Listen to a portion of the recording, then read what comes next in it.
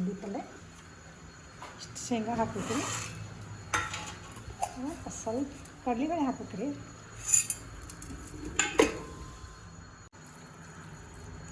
ಸ್ವಲ್ಪ ನೀರು ಹಾಕ್ರಿ ಕುಕ್ಕರ್ಗೆ. ಹಿಂಗೆ ಸ್ವಲ್ಪ ನೀರು ಬರ್ಬೇಕ್ರಿ, ಹಿಂಗೆ ಒತ್ತಿದ್ರೆ ನೀರು ಬರಬೇಕು. ಆಮೇಲೆ ಹಾಕ್ರಿ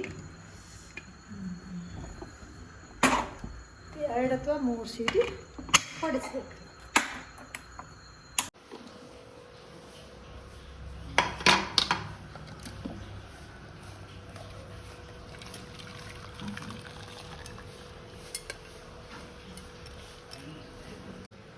ಹಿಂಗೆ ಇದೆಲ್ಲ ಒತ್ತಿ ಹಿಂಗೆಲ್ಲ ನೀರೆಲ್ಲ ಸೋಸ್ಕೋಬೇಕು. ಅದನ್ನು ನೀರೆಲ್ಲ ಸೋಸ್ಕೊಂಡು ಒಂದು ಬಾಂಡಿಗೆ ಹಾಕೋಬೇಕು.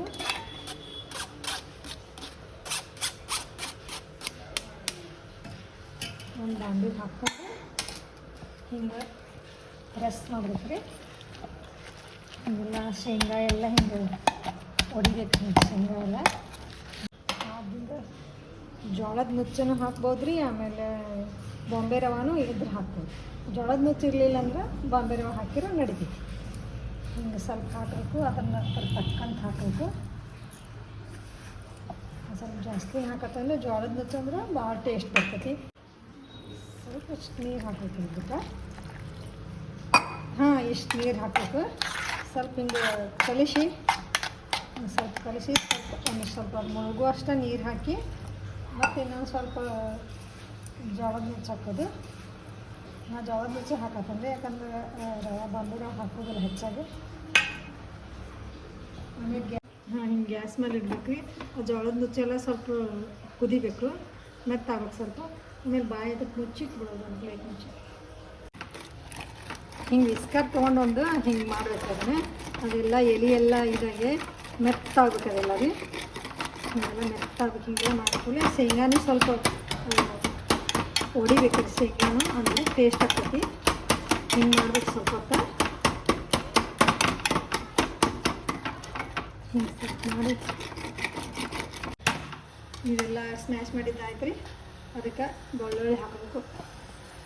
ಬೆಳ್ಳುಳ್ಳಿ ಆಮೇಲೆ ಜೀರಿಗೆ ಸ್ವಲ್ಪ ಹಾಕಬೇಕು. ಸ್ವಲ್ಪ ಹಳದಿ ಹಾಕೋರಿ.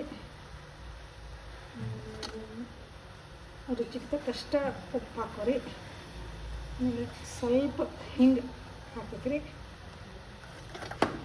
ಆಮೇಲೆ ಸ್ವಲ್ಪ ಬೆಲ್ಲ ಹಾಕ್ಬೇಕ್ರಿ. ಸ್ವಲ್ಪ ಬೆಲ್ಲ ಹಾಕಬೇಕು, ಯಾಕಂದ್ರೆ ಹುಳಿ ಆಗ್ತದೆ ಅದಕ್ಕೆ.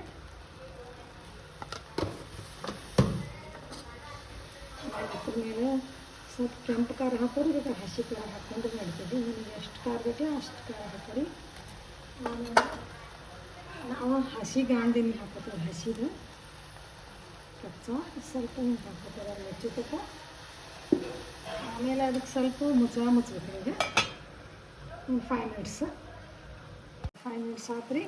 ಇದು ಹಿಂಗೆ ಮಾಡಿ ಸ್ವಲ್ಪ ಮಿಕ್ಸರ್ ತೊಗೊಂಡು ಹಿಂಗೆಲ್ಲ ಮಿಕ್ಸ್ ಮಾಡಬೇಕು. ಇದನ್ನು ಫುಲ್ ಹಿಂಗೆ ಮಿಕ್ಸ್ ಮಾಡಬೇಕು. ನಿಮ್ಗೆ ತೆಳ್ಳಗೆ ಬೇಕಾದ್ರೆ ತೆಳ್ಳಗೆ ಮಾಡ್ಕೊರಿ, ಇಲ್ಲ ಗಟ್ಟಿ ಬೇಕಾದ್ರೆ ಗಟ್ಟಿ ಮಾಡ್ಕೊರಿ.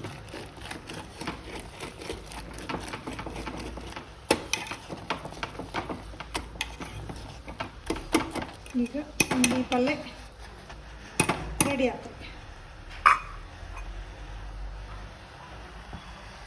ಇದನ್ನು ರೊಟ್ಟಿ ಒಳಗೆ ತಿನ್ಬೇಕ್ರಿ. ಈಗ ರೊಟ್ಟಿ ಮಾಡ್ತಾನೆ ಪಾರ್ಟ್ 2ದಾಗ ನೋಡಿರಿ.